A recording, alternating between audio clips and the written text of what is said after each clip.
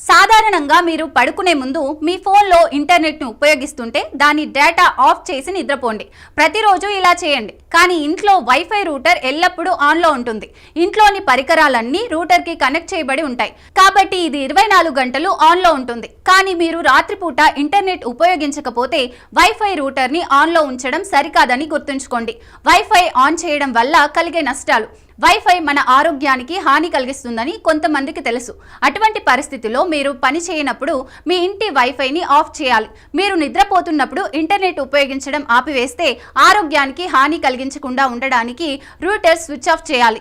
Wifi router వైఫైకి వ్లాన్ అనే device ఉంటుంది. ఇది ఇంటర్నెట్, ల్యాప్టాప్లు, కంప్యూటర్లు, ఫోన్ల వంటి వైర్లెస్ కమ్యూనికేషన్ పరికరాలకు లింక్ చేసే కనీసం ఒక యాంటెనాను కలిగి ఉన్న వైర్లెస్ నెట్వర్క్.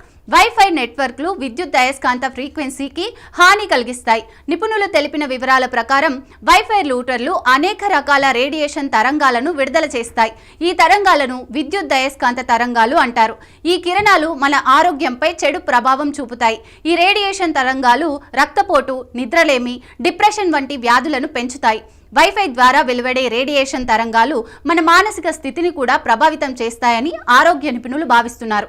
చాలాసార్లు దీని కారణంగా అల్జిమర్స్ వంటి సమస్యలు వస్తాయి. ఇలా రక్షించుకోండి. వైఫై రేడియేషన్ను నివారించడానికి అనేక మార్గాలు ఉన్నాయి. మీరు రూటర్కు దగ్గరగా కూర్చొని పని చేయకూడదు. రేడియేషన్ను నివారించడానికి రెండవ అత్యంత ప్రభావవంతమైన మార్గం మీకు అవసరం లేనప్పుడు దాన్ని ఆపివేయడం. దీనివల్ల విద్యుత్ ఆదా అవుతుంది, రేడియేషన్ ప్రమాదం ఉండదు. Isabella Gordon, sleep science coach, sleep society సహా వ్యవస్థాపకురాలు రాత్రిపూట మీ వైఫైని ఆఫ్ చేయమని సూచిస్తున్నారు. మొదటి ప్రయోజనం ఏమిటంటే మంచి నిద్ర చాలా ముఖ్యమైనది. రెండవది మీ కనెక్షన్ని సురక్షితంగా ఉంచడానికి, హ్యాకింగ్ ప్రమాదాన్ని తగ్గించడానికి రాత్రిపూట వైఫైని నిలిపివేయడం మంచిది.